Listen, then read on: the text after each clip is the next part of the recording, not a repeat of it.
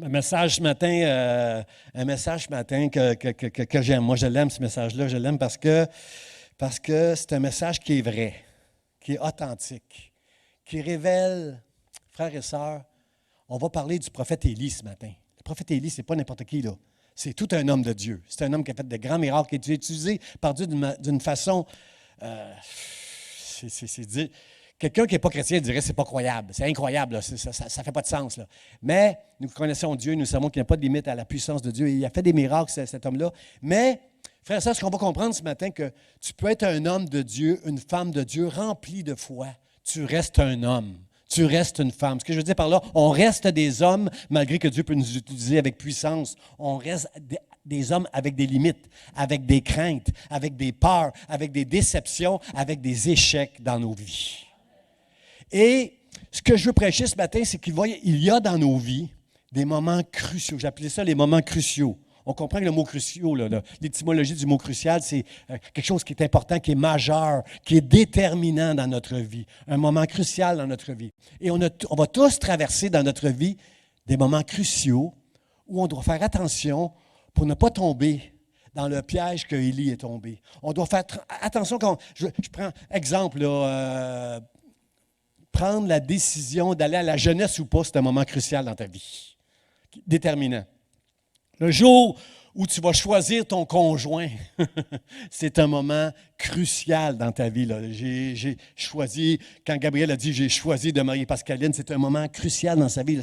C'est déterminant. Là. C'est le reste de sa vie là, qui va être avec Pascaline. Et le jour dans ta vie où tu décides de faire un achat important, une maison par exemple, quelque chose, là, un achat important ou la famille, peu importe. Les jours où tu vas vivre un drame dans ta vie, un échec dans ta vie, dans ces moments-là, tu vas être complètement chamboulé. Tu vas être complètement ébranlé. Et c'est important, frères et sœurs, de développer ce que je vais appeler ce matin un instinct divin. Un instinct, c'est d'avoir le bon réflexe. Par exemple, je regardais le tennis une fois, là, comment ça va vite, les tennis? Des échanges de tennis, ça va vite. Il lance la balle à droite, il lance la balle à gauche. À un moment donné, ils font un amorti. Pourquoi il prend la décision d'envoyer la balle là où un amorti? C'est que instinctivement, ça va tellement vite qu'il n'a pas le temps de réfléchir longtemps, là, le joueur de tennis. Il doit prendre instinctivement la décision de faire un coup qui va être difficile à l'autre. Puis peut-être il va marquer un point si l'autre n'est pas capable de retourner la balle. Alors, c'est un peu ça, frère, ça que je veux nous apprendre ce matin. On doit apprendre à retourner la balle. On doit apprendre à avoir des bons réflexes fondés sur la parole de Dieu, influencés par le Saint-Esprit qui est en chacun de nous. C'est ça que je veux qu'on développe ce matin, un instinct divin qui va faire en sorte que lorsqu'on va traverser des moments cruciaux, nous allons être sensibles au Saint-Esprit pour prendre la bonne décision. Combien vous connaissez des chrétiens autour de vous, ils ont pris souvent des mauvaises décisions parce qu'il arrivait quelque chose, puis ils ont pris cette décision-là. Et merci mon Dieu, Dieu pardonne totalement toutes les mauvaises décisions qu'on peut prendre. Essayons de ne pas prendre de mauvaises décisions, par exemple, OK? Prenez pas des mauvaises décisions, mais sachez que, comme on l'a chanté si bien ce matin, Dieu, quand j'ai besoin d'une autre chance, Seigneur, tu es là. Hein? On va finir avec ce chant-là, je pense. Seigneur, tu es là. Dieu va toujours... on est des pécheurs. On a des manquements. On va parler d'un manquement dans la vie du prophète Élie ce matin. Je me permets, moi qui n'arrive pas à la cheville de la petite orteil du prophète Élie, je vais me permettre de juger un peu la décision de ce qui s'est passé dans la vie d'Élie, parce que c'était un moment crucial dans sa vie. Qu'est-ce qui a pris place ici? Chacun de nous, on va avoir des moments où on va être ébranlé, frères et sœurs. On va arriver à des moments où on sait que la décision qu'on prend est importante. Puis des fois, on ne la prendra pas toujours avec sagesse. Mais c'est ça, frère et sœur, l'instinct divin. C'est d'avoir la sagesse de Dieu pour prendre la bonne décision. C'est d'avoir le bon réflexe instinctivement de faire ce qui est bien de faire parce que juste, on est consacré à Dieu. William Booth disait, la grandeur d'un homme, la grandeur d'une femme, c'est sa capacité à abandonner à Dieu. Ça a du sens pour vous autres? Juste de dire, pas moi, pas ce que moi je veux, mais ce que Dieu veut. C'est ça que Jésus a prié à Gethsémani, puis c'est ça que nous autres, on doit apprendre. C'était un moment crucial à Gethsémani, là. Il fallait que Jésus aille à la croix. Il devait aller à la croix. Mais dans son humanité, face à tout ce qui s'en venait, Jésus a demandé au Père, juste avant, Seigneur, s'il y a un autre chemin, mais que ta volonté soit faite. Mais nous, on est des êtres humains. Frères et sœurs, on n'est pas Jésus, nous autres. Il arrive des fois qu'on arrive proche de la souffrance, proche de la croix, proche d'un moment dans notre vie qui est très, très, très... On a une décision difficile à prendre. Et peut-être que la décision qu'on va prendre va nous amener de la souffrance. Mais on veut prendre la décision qui est sage. On veut prendre la décision où c'est Dieu qui va gagner. Ce n'est pas moi, ce n'est pas ma chair. 3, 4, 5, amen. Seigneur, aide-moi à prêcher. Là. Aide-moi à prêcher mieux. Là. Eh bien, là, ce message-là, pour qu'on puisse être convaincu. Frères et sœurs, ce message-là, il s'inscrit dans la série qui va débuter la semaine prochaine. J'ai tellement hâte de prêcher cette série-là. Vous aurez des tribulations. Jésus a dit, vous allez avoir des tribulations, vous allez avoir des épreuves. Là. Ça va être difficile, la vie. Là. Vous aurez des tribulations. Mais, prenez courage. J'ai vaincu le monde. Alors, cette prédication-là aujourd'hui s'inscrit. J'aurais pu l'inclure dans une semaine. J'aurais pu l'inscrire dans la longue série de messages que je vais prêcher qui va commencer la semaine prochaine. Mais c'est ce matin que Dieu m'a mis à cœur de le prêcher. Alors moi, je considère que c'est comme une bonne introduction à cette série qui s'en vient. Moi, et j'aime l'Esprit de Dieu dans cette Église. J'aime l'Esprit de Dieu qui agit dans cette Église parce que j'ai entendu le pasteur Charlie la semaine passée prêcher un message qui s'inscrit dans cette série-là. Lorsque le pasteur Charlie nous dit « Restez ferme dans vos convictions, restez ferme, attachés à la parole de Dieu », quand il nous parle de Noé qui était juste et intègre dans son temps, ça me bénit.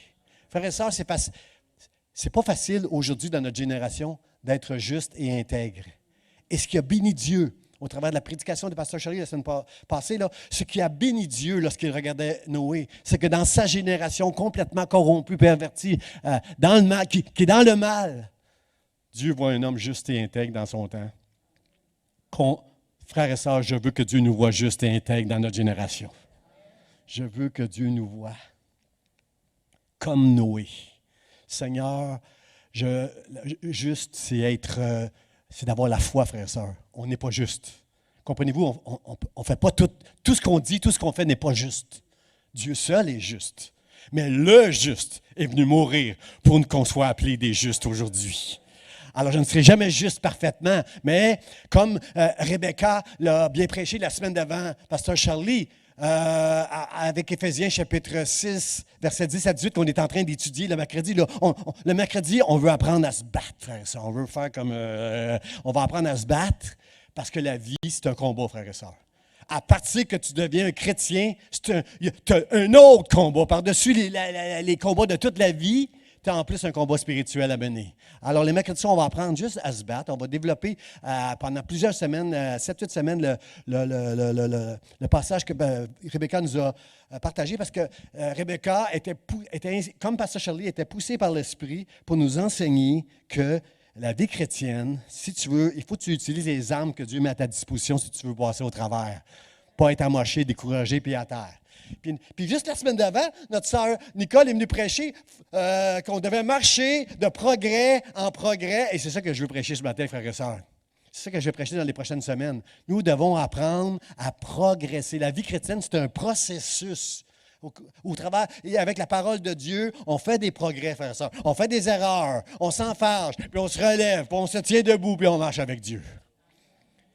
C'est ça, la vie chrétienne, frères et sœurs. C'est des hauts, c'est des bas. Mais on doit marcher de progrès en progrès. On doit apprendre à se battre. On doit rester juste et intègre dans cette génération. Et ce matin, Seigneur, enseigne-nous, aide-nous que lorsqu'on va traverser des moments cruciaux, on va se tenir debout par ta grâce. Et si on tombe, Seigneur, tu vas nous apprendre à nous pardonner à nous-mêmes. On va recevoir ton pardon. On va se relever debout, puis on va marcher. Pour la gloire de ton nom, Seigneur, on va tenir le coup. Prenez courage, j'ai vaincu le monde. Jésus est avec moi. Et si Dieu est avec moi, qui sera contre moi? Amen. Alors, frères et sœurs, on commence. Le texte qu'on va regarder ce matin, c'est dans 1er Roi, chapitre 19, verset 4. C'est un livre où un fameux Élie entre sur la scène. Élie. En parlant d'Élie, la Bible dit, pour lui, il alla dans le désert où, après une journée de marche, il s'assit sous un genêt, c'est un arbre ça, et demanda la mort en disant, c'est assez. C'est assez. Maintenant, Éternel, prends mon âme, car je ne suis pas meilleur que mes pères. Wow! Quelqu'un dit Amen. Amen. Frères et sœurs, on pense tous qu'on est peut-être meilleur que les autres qui nous ont précédés quand on sert le Seigneur. On n'est pas meilleur que nos pères. On est différents, mais on n'est pas meilleur. Amen. Alors, c'est ça. Ce texte-là, c'est la vie. C'est un moment où Élie est complètement, totalement découragé, totalement abattu, au point de demander la mort. Là, il demande la mort. Il y a Jonas aussi. On sait que Jonas en Nénive avait fait ça.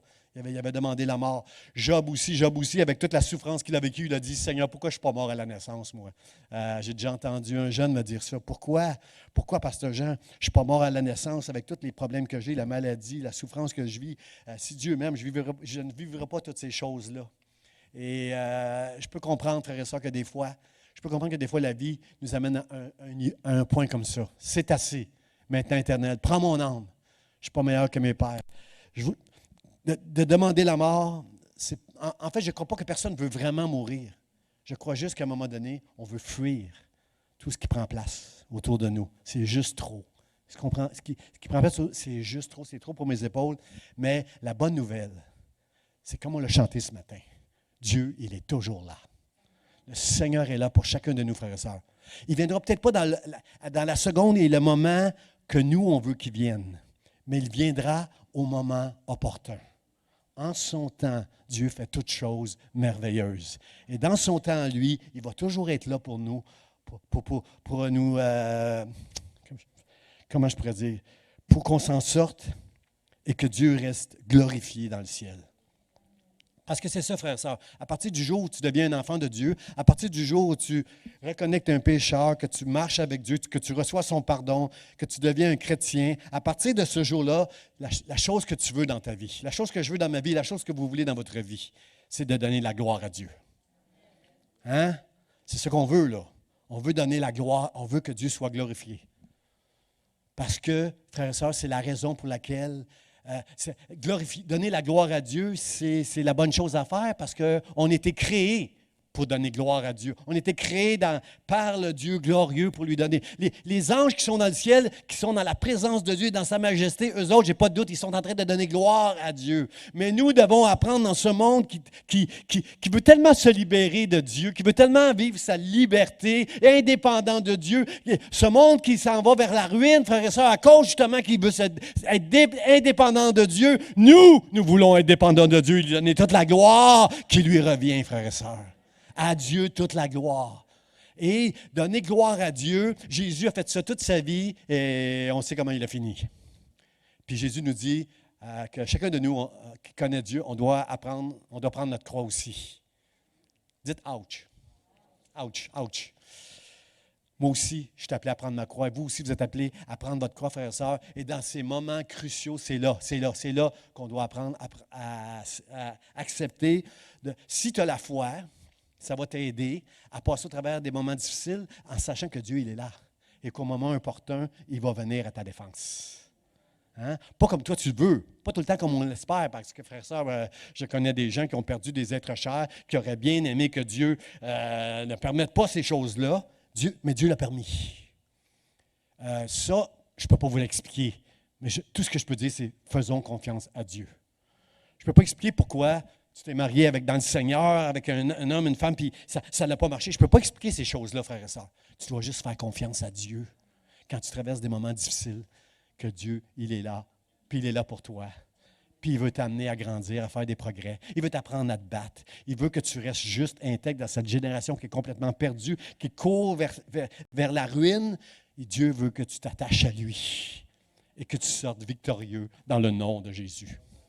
Alors, Seigneur, aide-nous, Seigneur, parce que nous avons besoin de Dieu, frères et sœurs. Nous avons besoin de Dieu et c'est sûr qu'il va y avoir des difficultés, c'est sûr qu'il va y avoir des épreuves, c'est sûr que, frères et sœurs, Jésus a dit, je suis la vigne et vous êtes les sarments. Vous êtes attachés à moi. Parce que vous êtes les sarments attachés à ma vigne, la vie qui coule de la vigne coule jusqu'au sarment. Mais vous savez qu'est-ce que Dieu fait avec les sarments? il les émonde.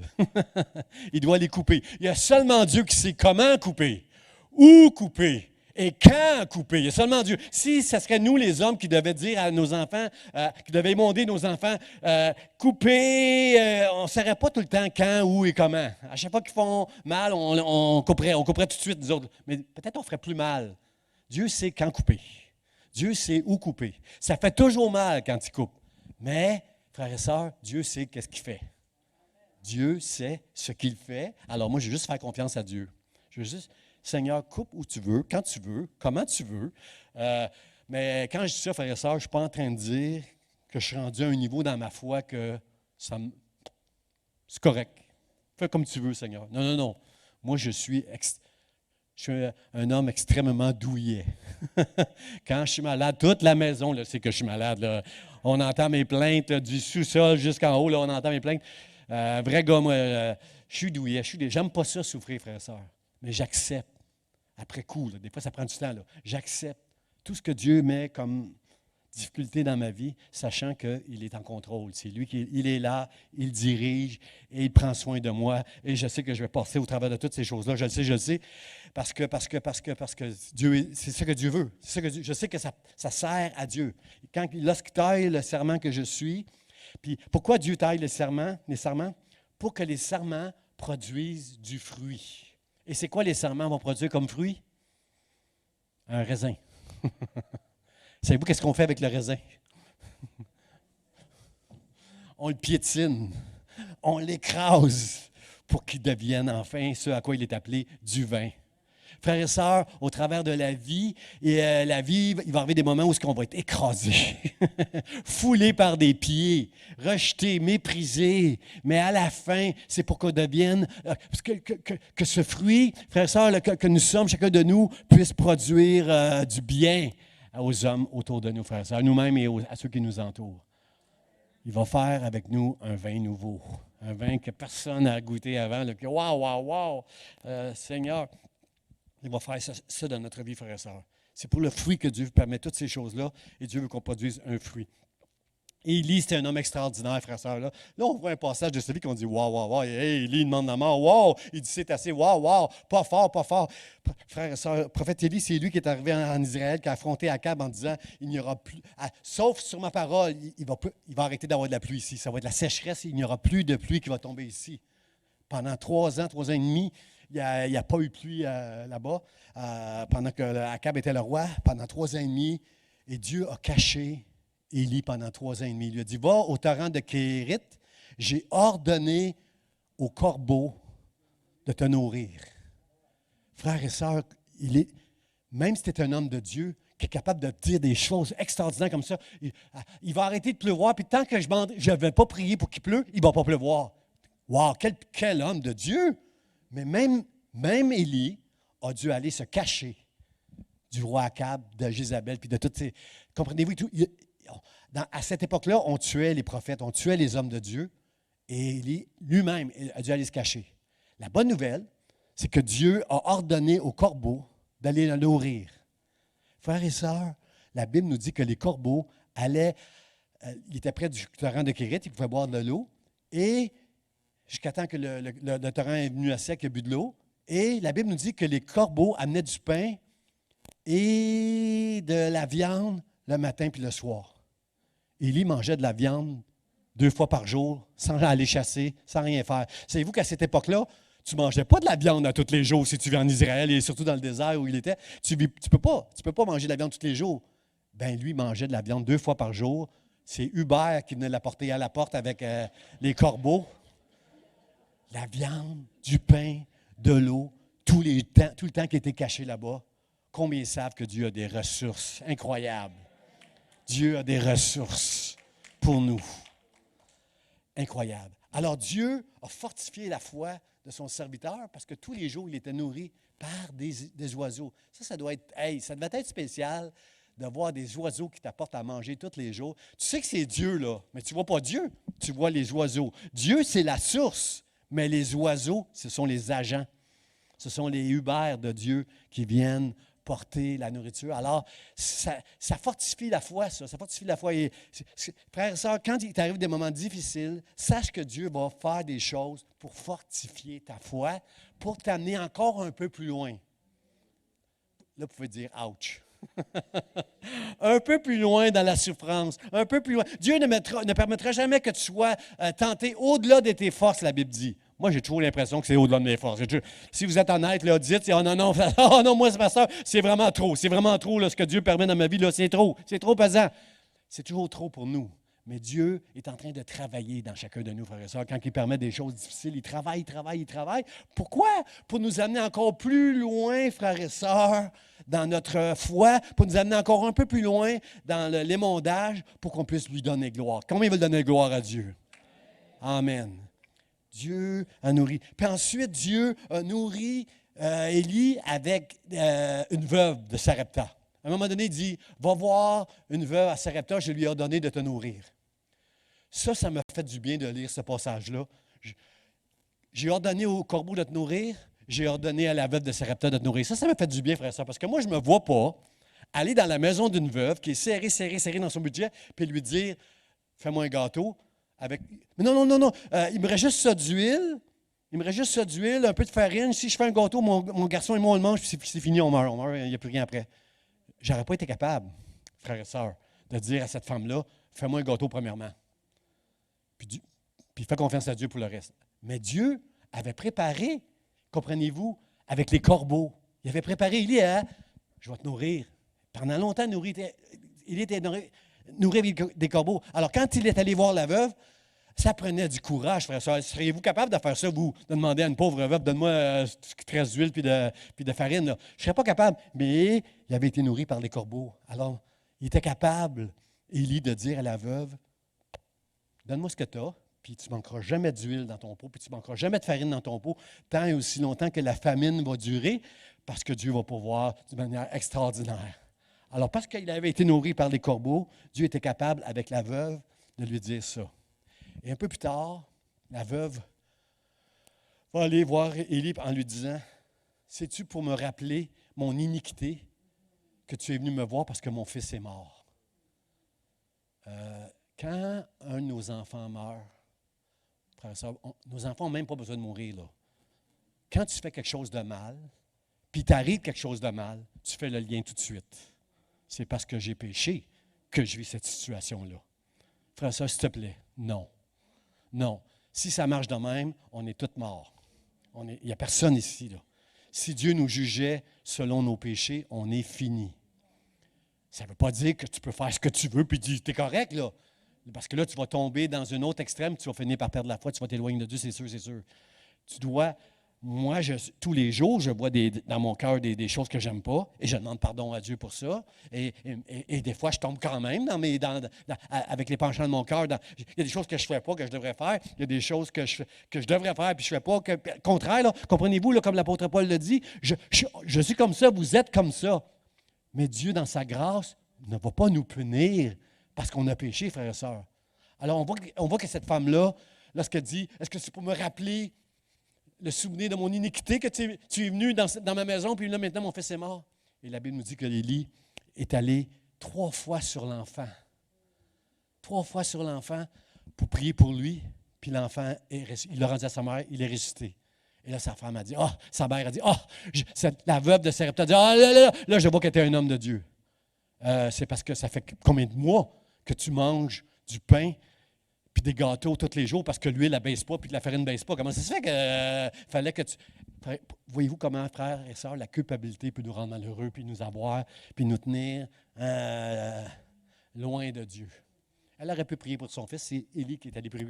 Pourquoi Élie avait cette foi-là? Parce que Élie a été nourri par les corbeaux, parce qu'il est allé vers la veuve de Sarepta, puis il a pris son dernier d'huile, puis là, Dieu a fait un miracle. Alors, il était capable d'avoir cette foi de dire, je vais prier pour cet enfant-là. Et frères et sœurs, après cette histoire-là, Élie est allé en Israël, il a prié maintenant que la pluie allait tomber, la pluie allait revenir. Il a dit à Akab, la pluie va revenir. Et là, à un moment donné, il a demandé à Akab de réunir tous les prophètes, parce que Israël était dans l'idolâtrie, frère, ça, complètement dans l'idolâtrie. On tuait les prophètes à cette époque-là. Les prophètes devaient se cacher. Et Akab a réuni tous les prophètes de Baal, 400, je crois que c'était 400 prophètes de Baal, puis 450 d'Astarté. En tout cas, il y avait 850 prophètes de fous, de toutes sortes d'idoles qui étaient là réunis. Et on connaît l'histoire. Le feu est descendu du ciel aux prières de Élie. Et ils ont pris tous les prophètes, puis ils ont été exterminés.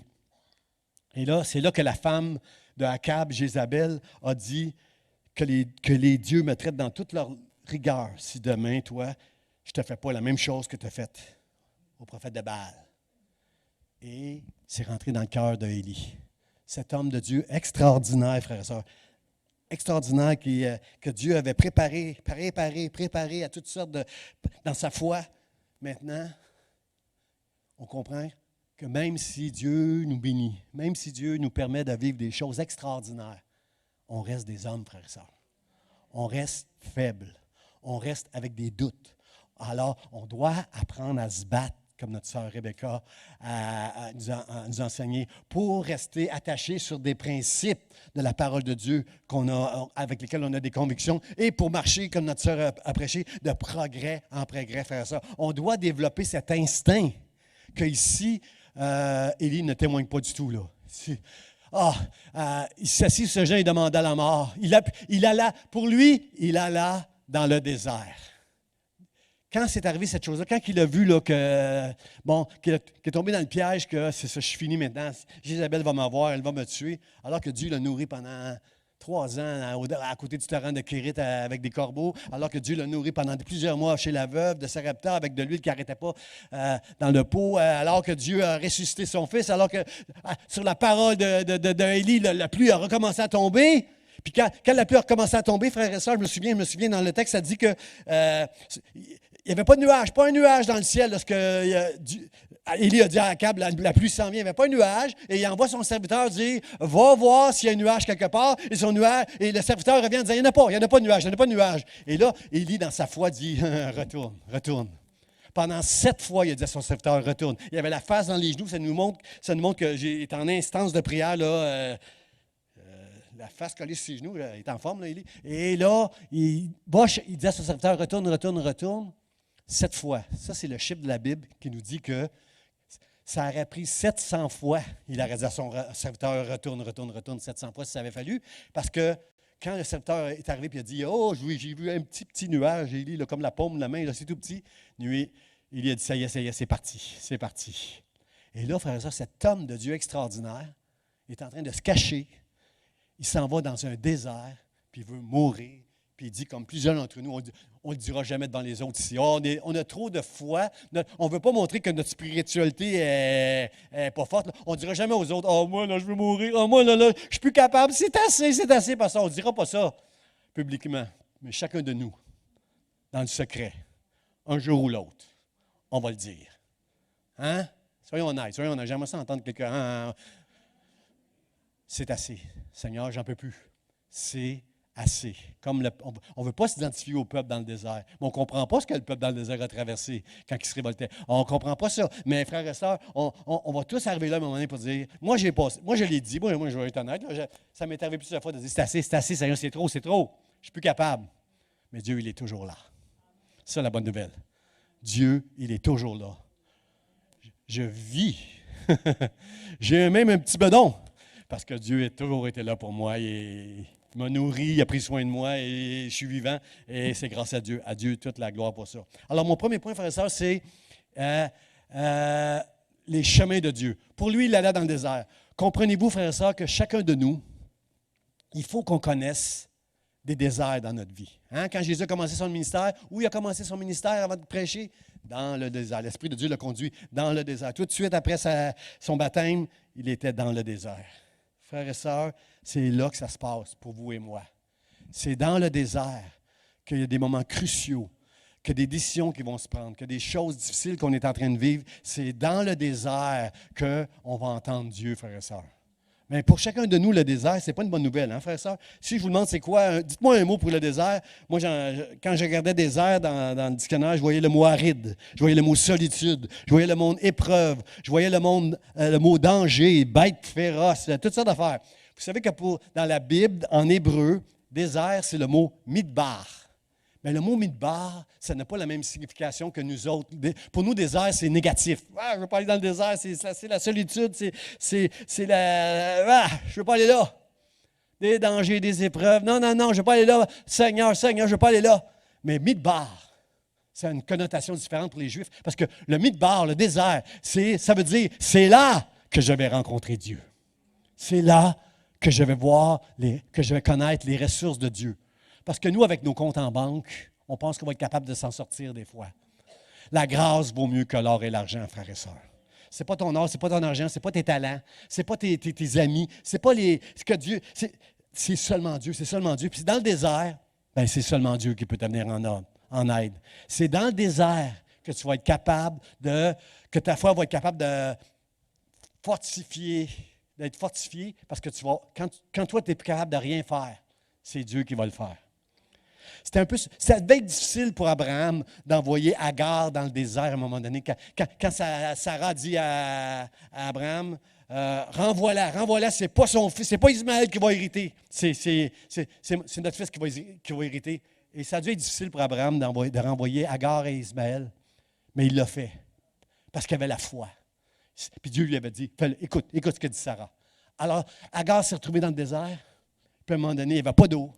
Elle était dans la solitude, avec les bêtes féroces, proche de mourir. Elle ne voulait même pas voir son enfant mourir. Elle s'est éloignée les yeux de son enfant. Elle ne voulait pas voir son enfant mourir. Et Dieu lui a montré une source d'eau. Parce que Dieu a des ressources, frères et sœurs, tout le temps, dans le désert, pour chacun de nous. On va tout le temps s'en sortir, frères et sœurs. Vous aurez des tribulations, mais prenez courage. J'ai vaincu le monde. Dieu est le Dieu des miracles, frères et sœurs. Il va toujours nous en sortir. C'est là qu'on rencontre Dieu. C'est là qu'on va être capable, frères et sœurs, de faire des expériences qui vont nous aider à nous fortifier, à être plus forts, frères et sœurs. Regardez ce que dit le psaume, non pas le psaume, Isaïe au chapitre 40, il dit « Une voix crie, préparez au désert le chemin de l'Éternel. Aplanissez dans les lieux arides une route pour notre Dieu. » Comprenez-vous que lorsqu'on traverse des déserts dans nos vies, on est sur le chemin de l'Éternel, on est dans des lieux arides. Ces lieux arides-là deviennent une route pour notre Dieu. Pourquoi? Parce qu'on va apprendre dans le désert que Dieu, il est là avec nous, et il va nous en sortir, il va nous aider, il va prendre soin de nous. Les ressources de Dieu sont inattendues et inépuisables, même dans le désert, frères et sœurs. Dites Amen, dites Amen.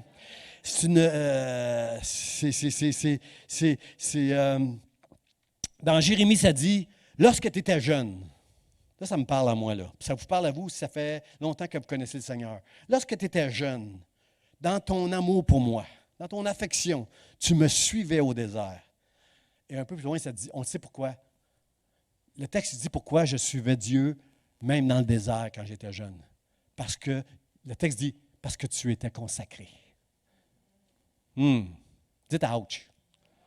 Si tu as de la misère aujourd'hui, d'accepter la souffrance. Si tu as de la misère de suivre Dieu, d'aller dans le désert, c'est peut-être parce qu'il y a moins de consécration dans ta vie. Frère, ça, tu ne peux pas appartenir à Dieu, vouloir sa gloire, si tu n'es pas totalement, complètement consacré à Dieu. Qui veut dire Amen? Amen, je veux me consacrer à toi, Dieu. Moi, je veux ta gloire. Et ça veut dire, il faut être prête à suivre Dieu dans le désert. C'est Osée qui dit, je veux l'attirer et la conduire dans le désert, et là, je parlerai à son cœur. C'est dans le désert que Dieu va nous parler. On ne veut pas passer des moments difficiles. On prend des mauvaises décisions des fois parce qu'on ne veut juste pas traverser des déserts dans nos vies, mais c'est le chemin préparé pour Dieu. C'est une route pour le Seigneur. Puis il y a quelqu'un qui crie ça.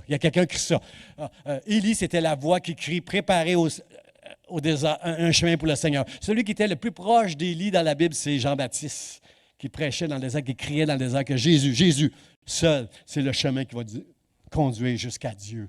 Frères et sœurs. Alors, je veux le crier ce matin, je veux le crier. Les déserts, ce sont les routes pour notre Dieu, frères et sœurs. Et si Élie a été nourri par des corbeaux et par une veuve, à un moment donné, dans le désert, il a été nourri par un ange, frères et sœurs. Un matin, il y a un ange qui s'est réveillé. Mais ce n'est pas du jour au lendemain qu'il y a eu un ange. Premièrement, il y a eu les corbeaux.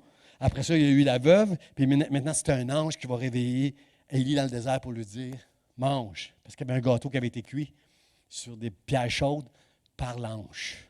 Dieu a ordonné à des corbeaux Dieu a donné à une veuve et maintenant, il est en train de donner à des anges. Frères et sœurs, si tu traverses un désert, ne te vois pas surpris que même un ange peut venir te sauver, frères et sœurs. Je me souviens à l'école, j'étais très, très jeune et je subissais un peu d'intimidation. À un moment donné, il y a quelques personnes, des jeunes qui sont venus m'arrêter à la sortie de l'école pour me prendre, pour me battre. Puis j'étais pas... c'est après que j'ai décidé que j'allais suivre des cours pour me défendre, pour apprendre à me battre. Là. Mais j'étais à l'école, on a traversé loin, loin pour pas que le directeur nous voie. Ils m'ont emmené de l'autre côté du boulevard. Et là, ils voulaient me battre. Et là, je me souviens très, très bien. Et je sentais quelque chose. Je n'étais pas un chrétien, je n'étais pas sauvé. J'aimais Dieu, je croyais en Dieu, mais ce jour-là, je savais qu'il y avait quelque chose de spirituel, de spécial, parce que je n'étais pas si apeuré que ça. J'étais apeuré, mais je sentais qu'il se passait quelque chose. Et il y a quelqu'un qui est venu avec sa voiture, qui ne sait pas, lui, que ces jeunes-là veulent me battre. Il arrive avec sa voiture, il descend de sa voiture, puis il a dit aux jeunes, « Hey, les jeunes, allez-vous-en tous ici, laissez-le tranquille. » Il ne sait pas, lui, il n'a pas vu ça, lui. Il arrive du trafic, il stationne, puis il vient dire aux jeunes, « Laissez-le tranquille, parce qu'il va vous arriver du mal. » Les jeunes sont tous partis, frères et sœurs. Et moi, je le sais, c'est Dieu qui était là ce jour-là. Comment?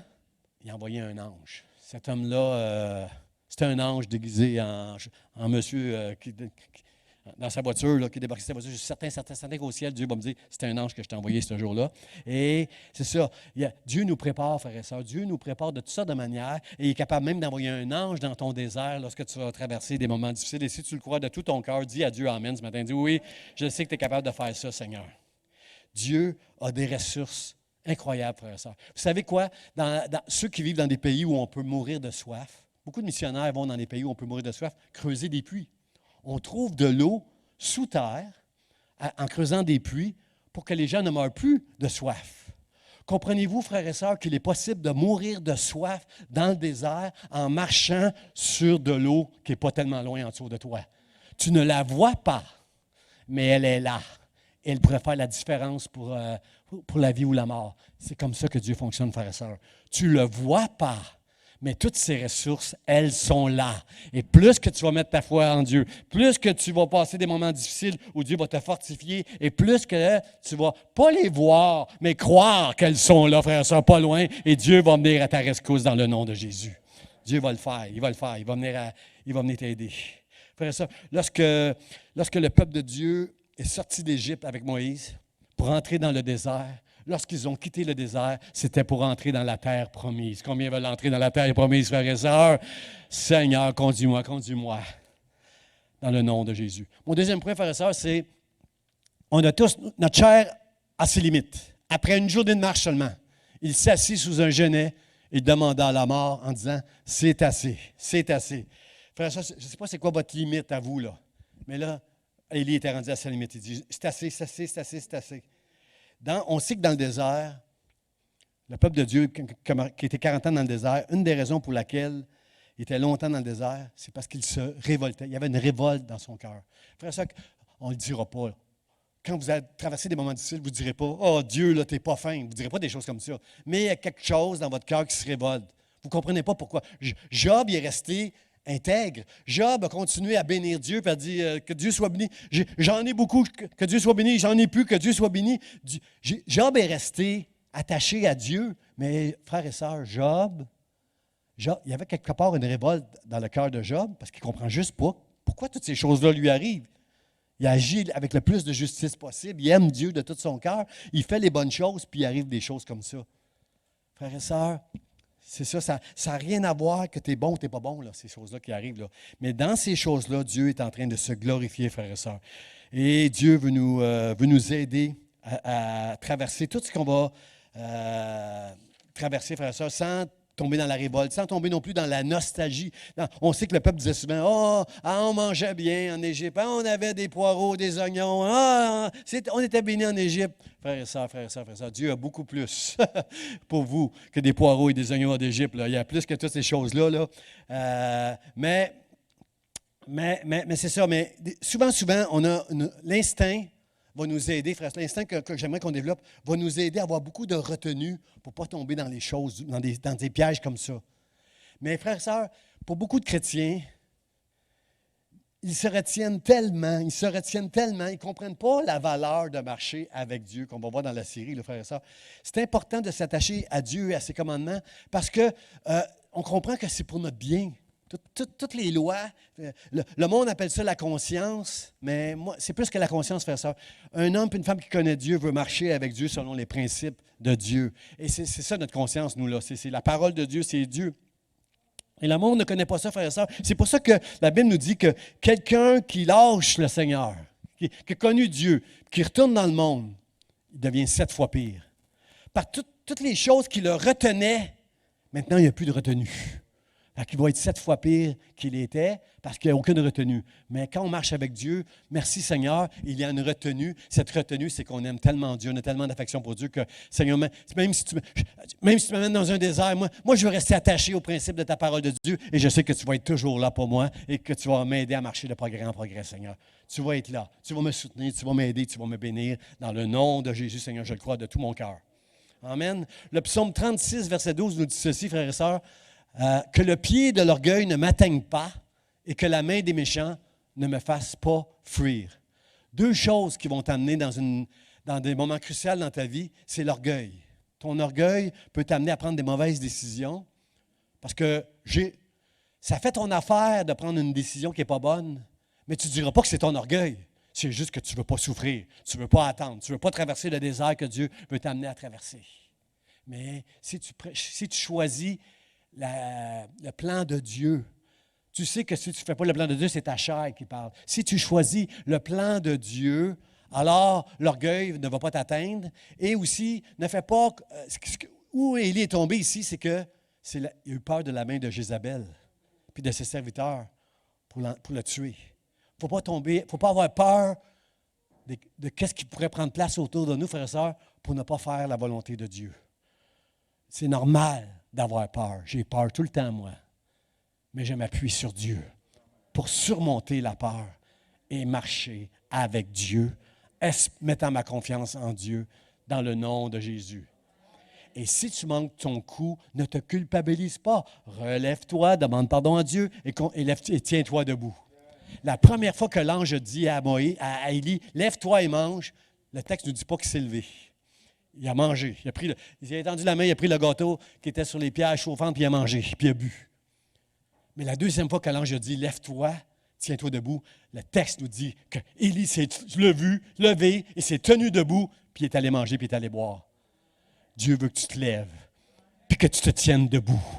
Il y a des moments dans ta vie où tu ne seras pas capable de te lever, puis de te tenir debout. Mais par la grâce de Dieu, Dieu va faire que tu vas être capable de te tenir debout pour le Seigneur. Parce que Dieu va t'avoir amené là, tranquillement, au travers des déserts et des moments cruciaux dans ta vie. Dieu va t'aider. Dieu va t'aider. Il sera là. Il y a un passage dans Jérémie chapitre 5, verset 22, je ne l'ai pas mis à l'écran, là, mais ça dit que Dieu a mis une limite à la mer. Dieu a mis une limite à la mer. Lorsque la mer arrive proche des grains de sable, là, elle arrête là. Bon, des fois, elle avance tranquillement. Là, en Gaspésie, là, il y a la marée haute, la marée basse. Là, elle avance un peu, là, mais il y a une limite que Dieu a mis à la mer. Puis là, j'aime ça, Jérémie, parce que ça nous ressemble. Ça ressemble à notre chair, ça. Ça ressemble à nous autres, ça. Jérémie dit, Dieu a mis une limite à la mer, dans Jérémie 5. Il dit, ces flots s'agitent. Ces flots, là, c'est impressionnant, moi, le petit chalet que j'ai réservé à Gaspésie, c'est impressionnant le matin d'entendre la mer, là. Ça monte, ça claque. Les flots de la mer, là, ça s'agite. Là. Les flots de la mer s'agitent. Et quand on est dans des situations pas faciles, frères et sœurs, vous comme moi, on s'agite. Hein? C'est juste 5 personnes en aide ici ce matin. Là. Il y en a juste 5 qui ont dit oui. Nous, quand ça ne va pas bien, on s'agite. On est comme les flots de la mer, on s'agite. Alors, Jérémie dit ça, les flots de la mer s'agitent. Après ça, il dit, mais ils sont impuissants. Ils ne peuvent pas franchir la ligne que Dieu a mise. Puis là, il rajoute en disant, ils mugissent. Ils mugissent. Ils font du bruit. Mais ils ne peuvent franchir la limite que Dieu a mis, frères et sœurs. Ils ne la franchissent pas. Frères et sœurs, c'est la même chose avec l'instinct que nous voulons développer en nous, frères et sœurs. laisser la parole de Dieu et le Saint-Esprit instinctivement nous faire prendre, d'avoir le bon réflexe de prendre les bonnes décisions lorsqu'on va être confronté pour ne pas que l'orgueil prenne le dessus sur nous, pour ne pas que l'ennemi nous fasse fuir, mais juste rester et se tenir debout dans le nom de Jésus sur nos convictions et se battre et progresser dans le nom de Jésus. Amen. Seigneur, aide-nous. Aide-nous, Seigneur. Mon dernier point, frères et sœurs. Dernier point. Sa grâce seule. Quelqu'un dit sa grâce seule. Seulement la grâce de Dieu, frère. Maintenant, Éternel, prends mon âme. Je ne suis pas meilleur que mes pères. On va tous tomber dans ce piège-là. On va tous tomber, pas Whitland, par exemple. Je vois mal Whitland en avant, je connais son humilité. Je vois mal Whitland dire, moi, je vais être meilleur que les autres. Moi, je vais être meilleur que tous les autres avant moi qui ont chanté. Puis je connais William, je sais qu'elle se consacre, je sais qu'elle prend du temps dans la prière, je sais qu'elle se pratique chez elle avant de venir ici pour donner le meilleur à Dieu d'elle-même, puis amener le peuple de Dieu dans les parvis de Dieu. Je connais, vous n'êtes pas comme ça, là, vous autres, là. Mais l'homme, il est comme ça. On pense qu'on est meilleur que les autres. Moi, j'ai pensé qu'en tant que pasteur, je l'aurais l'affaire. Ça m'a pris juste 1 an ou 2. Quelques mois pour découvrir que non, ça ne marche pas comme ça. On peut faire les choses différemment, mais on ne sera jamais meilleur que nos pères, frères et sœurs. Premièrement, parce qu'on est des pécheurs. Deuxièmement, parce que tout est une grâce de Dieu. Qui tu es, l'apôtre Paul dit, je suis ce que je suis par la grâce de Dieu. Tu es ce que tu es par la grâce de Dieu. Les dons et les talents que Dieu t'a donnés sont différents des dons et talents que Dieu a donnés à un autre. Mais que tu sois impliqué dans un ministère, que tu prêches la parole, tu ne seras jamais meilleur que tes pères. Parce que c'est une grâce de Dieu, frères et sœurs, que de servir l'Éternel, de rester attaché à l'Éternel et de garder les principes et les lois que Dieu nous a enseignés, de les garder dans nos cœurs. Mais on aura tous cet orgueil, frères et sœurs. C'est juste que c'est une grâce de Dieu. On doit apprendre à marcher avec la grâce de Dieu et c'est ça que l'instinct va nous apprendre, frères et sœurs. Dieu va développer notre instinct divin d'avoir toujours le bon réflexe, de toujours donner gloire à Dieu. C'est une grâce. Ton mariage va bien, c'est pas parce que tu es si sage que ça, c'est parce que Dieu t'a fait une grâce. Celui qui trouve une femme, c'est une grâce qu'il obtient de l'Éternel. Donne gloire à Dieu. Si tu connais du succès avec tes enfants, donne gloire à Dieu. Tes enfants marchent avec le Seigneur, merci mon Dieu. Mais 1 + 1 ne font pas 2 avec le Seigneur. Tu peux les élever dans les voies du Seigneur. Tu peux être très sévère à la maison. Mais ton fils, ça se peut qu'il aille pour un temps dans le monde à un moment donné. Et ce n'est pas à cause que tu n'as pas été un bon chrétien. C'est juste que ça fonctionne comme ça. Mais si tu l'enseignes quand il est jeune, la Bible nous dit la promesse de Dieu, c'est qu'un jour, il va s'en éloigner, mais il va revenir parce que tu as semé dans le cœur de ton fils, de ta fille, les principes de Dieu. Ne te décourage jamais, mais tu vas être découragé un jour. J'ai un fils prodigue et jamais j'aurais cru dans les dernières années qu'il reviendrait au Seigneur. Jamais j'étais découragé. Là. Je priais 100 fois. J'étais sûr que c'était fini pour lui. Et ça va t'arriver de voir peut-être tes enfants, ça arrive. Oh, pasteur, j'ai découragé, j'ai tellement semé, j'ai prié, il ne se passe rien. Bien, c'est ça, fais confiance à Dieu. J'aime William Booth. William Booth, il dit, fais tout comme si ça dépendait de toi, mais prie comme si ça dépend juste de Dieu. Si tu prêches l'Évangile, tu vas apprendre ça vite.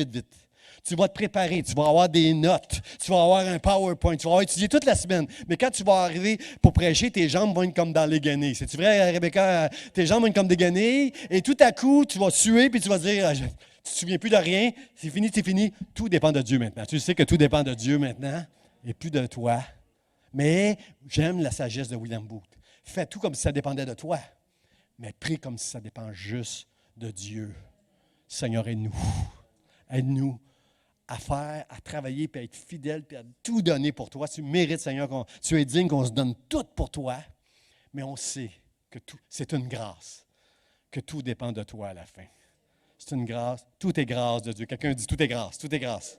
Amen. J'invite les musiciens pour le mot de la fin. On va chanter ce chant Dieu est là quand j'ai besoin d'une autre chance, d'amour, d'espoir. Il est là. Frères et sœurs, le mystère, le mot de la fin, c'est la grâce. C'est la manifestation imméritée. Quelqu'un dit imméritée. Tu ne le mérites pas, la grâce de Dieu. Je ne la mérite pas, la grâce de Dieu. Qui mérite la grâce de Dieu ici? Personne ne mérite la grâce de Dieu ici. C'est une grâce. C'est un cadeau de Dieu. Mais la grâce, frères et sœurs, elle n'est pas juste. Êtes-vous d'accord avec moi? C'est pas juste qu'on soit béni comme on est béni. C'est pas juste. Est-ce qu'on est juste, nous autres? Est-ce qu'on fait tout juste pour mériter la grâce de Dieu? Ben non! Je ne mérite pas la grâce de Dieu. Même Whitland ne mérite pas la grâce de Dieu. Cette femme magnifique, si humble, qui aime tellement Dieu, consacrée à Dieu. Même elle, on ne mérite personne la grâce de Dieu. Mais c'est une grâce que Dieu nous fait. Pourquoi? Pourquoi? Parce que Jésus, Dieu dans son amour, a envoyé Jésus qui lui est juste, mourir sur la croix pour nous les injustes. Et si tu es juste ce matin, ce n'est pas parce que tu fais tout juste, c'est parce que tu as la foi, que Dieu est juste, que Jésus a payé pour tes péchés et que maintenant, tu peux recevoir la grâce de Dieu. Ce n'est pas parce que je suis beau, je sais que je suis beau, mais ce n'est pas parce que je suis beau, fin et capable que Dieu me bénit. C'est à cause de Jésus. Et moi, je crois que Jésus est mort pour moi et que toutes les grâces que je reçois, c'est à cause de Jésus, à cause de l'amour de Dieu. Alors, je dis gloire à Dieu. Gloire à Dieu. Le message que je veux vous en prêcher ce matin, frères et sœurs, c'est le principe du sceau endommagé par le péché. On reste tous des pécheurs. Vous êtes d'accord avec moi? On est tous un récipient qui a été endommagé par le péché. Alors, Dieu, à chaque fois que Dieu le remplit d'eau, à cause qu'il y a des trous là, dans notre seau, là, il y a des bénédictions de Diez qu'on perd. Hein? Avez-vous perdu des bénédictions de Dieu déjà? Vous pouvez vous dire pas amen, mais je le sais que vous en avez perdu, j'en ai perdu. On est un seau, puis l'eau coule. Dieu remplit le seau de toutes sortes de bénédictions, frères et sœurs.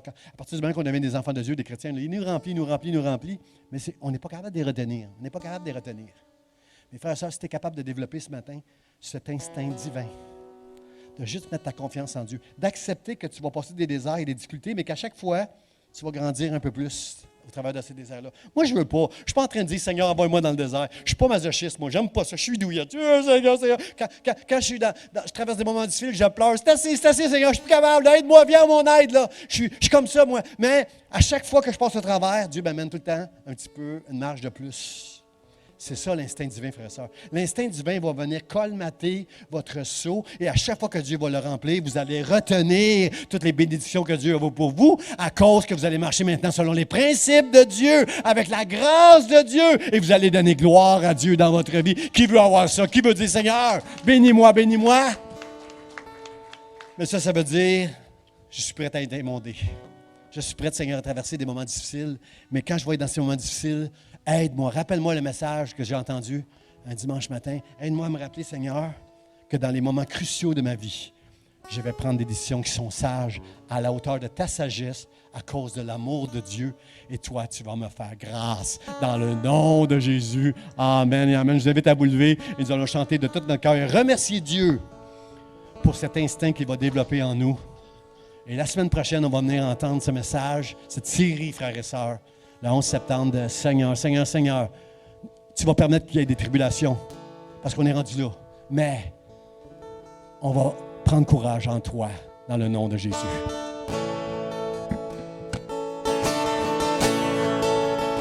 Quand j'ai besoin d'amour,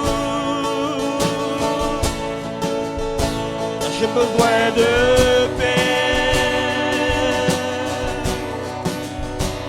j'ai besoin de compréhension. Tu es là, Seigneur, tu es là.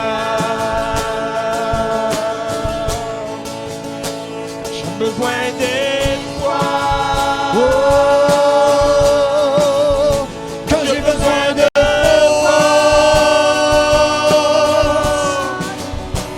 J'ai besoin de me confier à toi. tu es là, Seigneur, tu es là.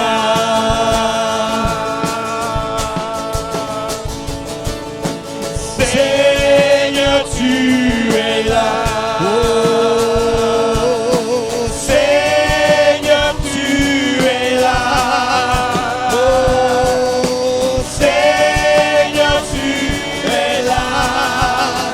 Tu es là, Seigneur.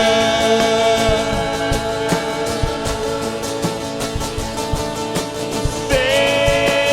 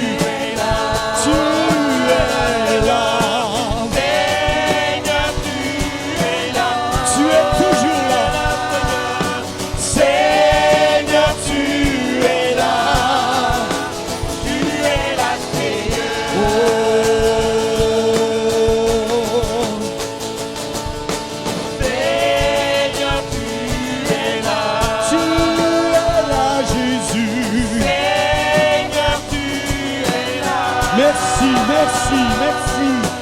Seigneur, tu es là. Tu es là, Seigneur. Oh.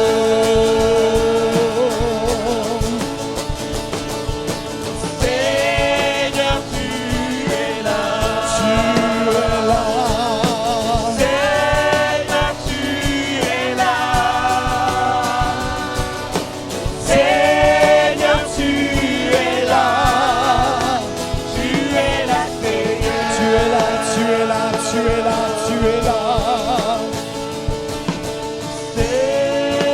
tu es là. Seigneur, tu es là. Seigneur, tu es là. Seigneur, tu es là. Tu es là, Seigneur.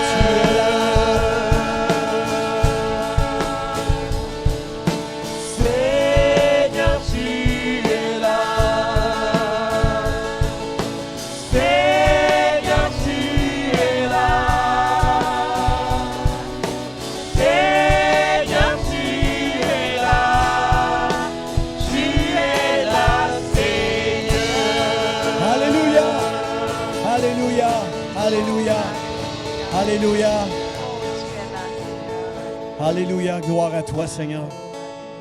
Alléluia. Je veux donner gloire à Dieu, frère et sœurs, ce matin. Il y a 2 semaines, on a prié. On a prié pour Nicole, son genou. On a prié pour des gens qui étaient ici, qui ont levé la main. Seigneur, tu touches-moi. Puis il y a quelqu'un ici. Francine, tu es là encore derrière, là? Lève ta main qu'on te voit, là, Francine. Là. Je sais qu'elle va se faire toute petite, là, mais Francine, elle a levé la main. Francine a eu un accident il y a 1 an ou 2 dans son corps. Combien de temps? Le 11 juillet 2021, elle a été un accident qui a brisé son corps. C'est un miracle qu'elle soit en vie, mais elle souffre dans son corps. Elle fait de la physio dans son corps. Puis la semaine passée, il y a 2 semaines, elle avait 10 sur 10. Je vous demandais ta douleur, là, comment tu la ressens? On ne peut pas dire 12. Des fois, on voudrait dire 15 sur 10, là, mais 10 sur 10, tu as mal. Tu as mal, tu es au top de la douleur. Et après la prière, Francine a témoigné qu'elle avait combien, Francine, sur 10? 2, 3 sur 10 après la prière. Alors moi, je veux dire merci Seigneur. Merci Seigneur. Parce qu'il faut le témoigner. Il faut encourager les autres. La prière est efficace. Tu as de la misère à prier parce que tu traverses des moments difficiles, désertiques et dramatiques. Demande à quelqu'un qui a la foi de prier pour toi. C'est ça aussi, Dieu il nous utilise pour prier pour d'autres. Alors, je veux dire merci Seigneur pour ça. Alors, frère, ça, je veux vous encourager en terminant Seigneur, dans vos prières, Seigneur, aide-moi à développer cet instinct qui va m'aider à rester toujours attaché à ta parole. Que l'orgueil et l'ennemi ne me fassent pas fuir, Seigneur, comme il a réussi à le faire avec cet homme de Dieu extraordinaire qui est Élie. Mais Seigneur, garde-moi, moi qui suis faible, rends-moi fort, permets-moi de développer un instinct qui va me permettre de m'appuyer sur toi. Dans le nom de Jésus. Amen, amen. Soyez bénis, soyez bénis. Bon dimanche à chacun de vous.